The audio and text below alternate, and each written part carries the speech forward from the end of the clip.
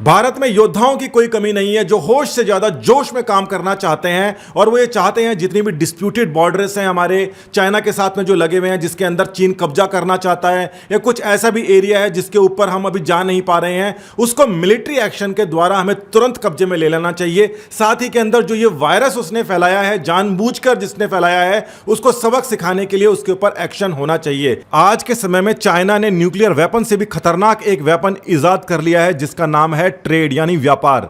इससे ना सिर्फ इंडिया परेशान है बल्कि पूरा का पूरा वर्ल्ड जो है वो देख रहा है कि चीन क्या नापाक कोशिशें कर रहा है। अब देखा जाए तो व्यापार कोई भी अगर कंट्री अगर अच्छी तरीके से कर रही है, वहां के लोग कर रहे हैं तो ये अच्छी बात है, मगर जिस प्रकार से चाइना के अंदर व्यवस्था है वो व्यापार वहां का निजी व्यापार ना होकर देश का व्यापार है और देश का भी ना होकर केवल एक पार्टी का व्यापार है जिसका नाम है चाइनीज कम्युनिस्ट पार्टी। तो चाइना के अंदर सब कुछ चाइनीज कम्युनिस्ट पार्टी के अंडर आता है, चाहे कोई भी कंपनी हो, चाहे कोई भी व्यापार वहां पर हो रहा हो, कुछ भी चीज हो, चाइना की कम्युनिस्ट पार्टी उसको कभी भी कब्जे में ले लेती है और अपने हिसाब से चलाती है। जितनी ज्यादा बड़ी कंपनी बनती जाती है वहां पर चाइनीज कम्युनिस्ट पार्टी के उतने ज्यादा अधिकारी आ जाते हैं। कुल मिला के वहां पर निजी सरकारी कुछ नहीं है, जो कुछ है वो केवल और केवल चाइनीज कम्युनिस्ट पार्टी की धरोहर है। तो चाइना एक कम्युनिस्ट कंट्री है, यहां पर एक ही पार्टी है, उसके अलावा कोई पार्टी नहीं है, कोई चुनाव नहीं है।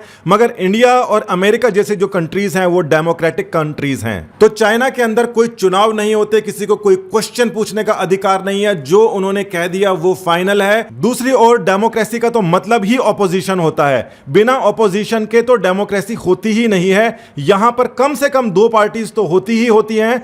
इंडिया को अगर देखा जाए तो इसके अंदर हजारों पार्टीज हैं यहां पर, यानी कि सत्ता में चाहे कोई भी पार्टी हो, ऑपोजिशन को उसके ऊपर क्वेश्चन उठाने का ना सिर्फ अधिकार है बल्कि उसका धर्म भी यही बनता है कि जो भी सत्तारूढ़ पार्टी डिसीजन ले उसके ऊपर ऑब्जेक्शन लगाए और उसके अंदर उनसे एक्सप्लेनेशन मांगे। तो कम्युनिस्ट चाइना के अंदर जितनी भी कंपनीज हैं, कोर्ट्स हैं, पॉलिसीज हैं, एडमिनिस्ट्रेशन है, ह्यूमन राइट्स है, ये सब कुछ एक ही पार्टी डिटरमाइन करती है और उसके ऊपर कोई उंगली नहीं उठा सकता, कोई सवाल नहीं पूछ सकता। जिसने सवाल पूछा वो अगले दिन जेल के अंदर गायब ही हो जाता है। तो हम सबको पता है कि चीन ने वुहान के जरिए पूरे के पूरे विश्व के अंदर जानबूझकर वायरस फैलाया और इस बात का पता कि वायरस फैल रहा है चाइना के अंदर के लोगों को एक महीने से भी पहले से था। मतलब यह सब लॉकडाउन करने की पूरे विश्व में जरूरत नहीं पड़ती, लाखों लोग जो मर रहे हैं वो मरते ही नहीं, मगर ऐसा हुआ नहीं। चाइना में एक डॉक्टर था जिसने 31 दिसंबर को बता दिया कि ये जो वायरस है ये फैल रहा है, इसको रोको नहीं तो पूरे विश्व का नुकसान होगा। अगले ही दिन वो गायब हो जाता है। एक लॉयर को भी उसी समय पता पड़ता है कि इस वायरस को पूरे दुनिया को बताना चाहिए, वो भी अगले दिन गायब हो जाता है। ह्यूमन राइट्स एक्टिविस्ट है, वो आवाज उठाता है कि इससे हमारे इतने लोग मर रहे हैं और धीरे धीरे पूरा विश्व मरेगा,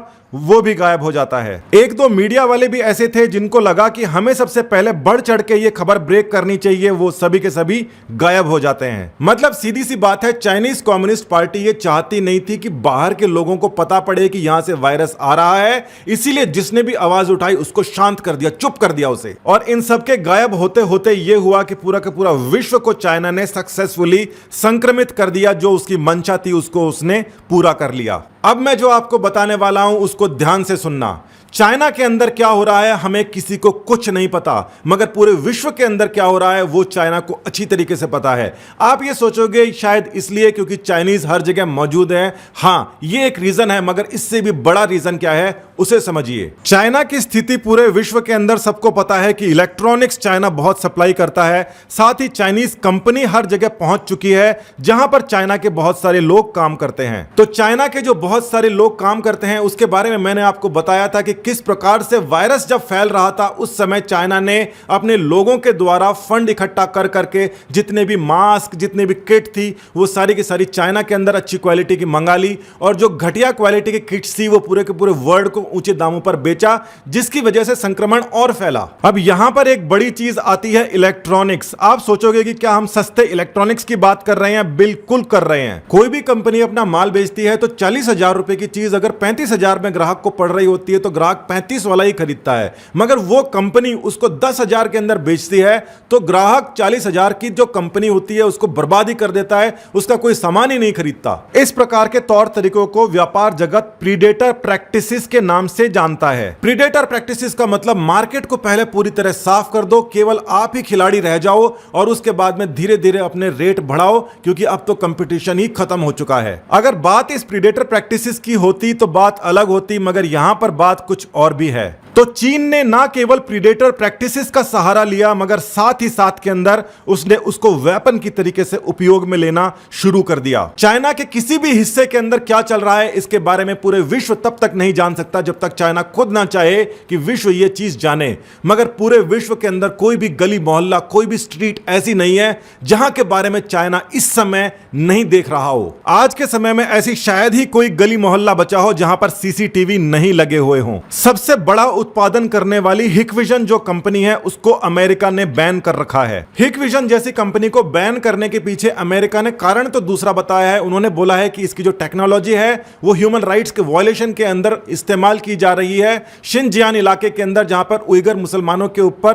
प्रताड़ना होती है। मगर असली बात क्या है उसको समझिए। सीसीटीवी को आजकल इंटरनेट से जोड़ने के बाद में आप उसका रिमोट व्यू देख सकते हैं और कहीं पर भी विश्व में कहीं पर भी हो आपको पता लग सकता है कि आपकी दुकान, आपके घर के आसपास क्या चल रहा है। आपके दुकान, आपके घर, आपकी स्ट्रीट के अंदर एक ऐप होती है, उसको आप इंस्टॉल कर लेते हो, इंटरनेट कनेक्शन होता है और उसके बाद में आप उसको देख सकते हो। वो ऐप भी चाइना की है, वो कैमरा भी चाइना का है और वो सर्वर भी चाइना का है। इसका मतलब साफ है कि अगर आप उसको देख पा रहे हो तो ऐसा कोई तरीका नहीं है कि चाइना की वो वाली कंपनी जो कि चाइनीज कम्युनिस्ट पार्टी के अंदर ही काम करती है वो उसको देख ना पाए। मतलब सर्विलेंस जो हो रहा है सर्वर के जरिए, उससे हर कोई गली, हर कोई दुकान, हर कोई घर, हर गवर्नमेंट ऑफिस और हर हॉस्पिटल के ऊपर इस समय नजर रखी जा रही है। और वो नजर कौन रख रहा है इसके बारे में किसी को कोई शक नहीं है। 95% मोबाइल इस समय इंडिया के अंदर जो भी हैं उन सभी का जो ऑपरेटिंग सिस्टम है उसके ऊपर एक लेयर लगी हुई है। यानी मोबाइल जैसे एंड्रॉइड मोबाइल होता है उसके ऊपर एक स्टॉक ऑपरेटिंग सिस्टम होता है, मगर उसके ऊपर एक लेयर चढ़ा दी जाती है जिसके थ्रू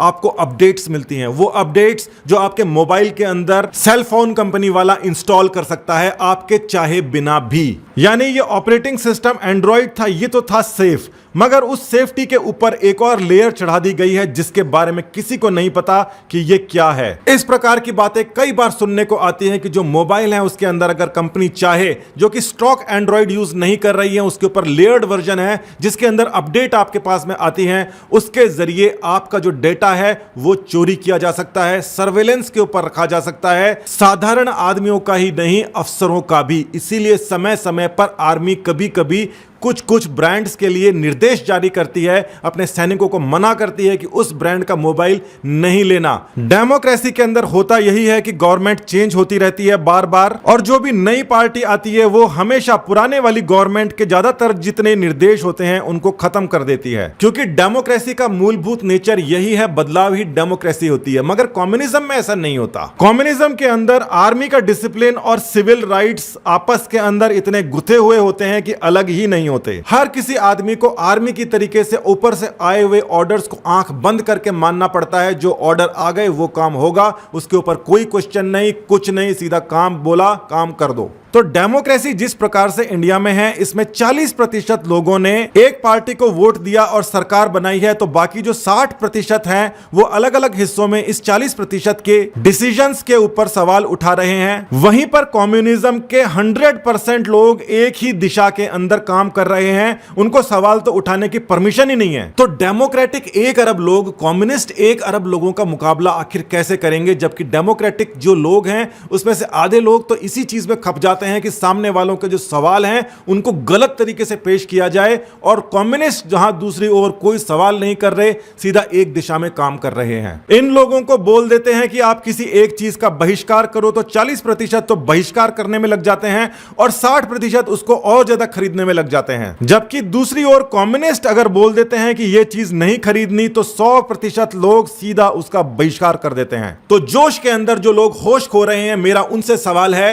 कैसे मुकाबला मुकाबला करोगे? आप बताओ मुझे। आपके हाथ के अंदर जो सर्विलेंस सिस्टम है वो कहीं और जा रहा है, आपके घरों के बाहर जो सर्विलेंस सिस्टम है वो कहीं और जा रहा है। बाहर से आने वाले सस्ते इक्विपमेंट के चक्करों में धीरे धीरे करके हमने अपनी ही कंपनियों को फेल कर दिया है। जिस वायरस को चाइना ने वुहान से फैलाया था, वहां पे एक छोटे से शहर को बंद करके उस वायरस से अपने आप को फ्री घोषित कर दिया, जबकि हम यहां पर 2 महीने से ज्यादा से घर में बैठे हैं, फिर भी हमारे यहां के जो केस हैं वो चाइना के बराबर पहुंचने वाले हैं। ये 100 का 100% अपने देश में खुला घूम रहा है, मस्ती मार रहा है, प्रोडक्शन कर रहा है, ग्रोथ कर रहा है, खुश है, जबकि ये 40% और ये 60% अपने घरों के अंदर बैठे हैं, क्योंकि वो बाहर निकलेंगे तो इनका फैलाया हुआ वायरस उन्हें मार सकता है। इस पूरे घटनाक्रम के बीच में डेमोक्रेसी की एक ऐसी चीज निकल के आई है जिसके ऊपर लोगों को विश्वास नहीं हो रहा। अलग अलग स्टेट्स के अलग अलग चीफ मिनिस्टर, अलग अलग पार्टियों के, और हर स्टेट के अंदर अलग अलग पार्टियां मिलकर लॉकडाउन का समर्थन कर रही हैं, उसके लिए सुझाव दे रही हैं। वायरस से कैसे निपटा जाए उसके ऊपर सब एकजुट होकर काम कर रहे हैं, और पहली बार ऐसा हो रहा है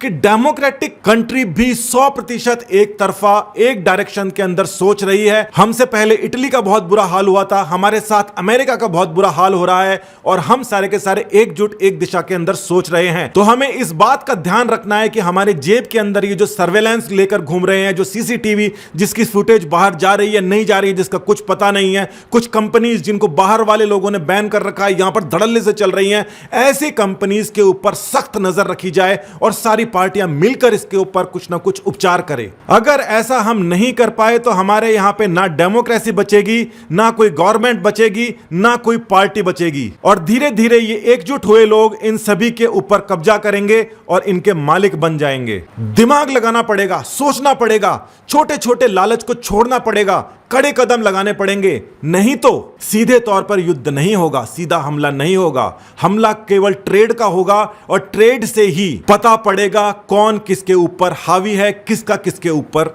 कब्जा है। जोश हमको दिखाना है तो यहां दिखाना है, अपनी कंपनियों को बढ़ाना है, लोकल चीजों को बढ़ावा देना है, लोकल चीजों का स्तर अंतरराष्ट्रीय बढ़ाना है, और दूसरी जगह जाकर अपना माल बेच के आना है। धन्यवाद। जय हिंद।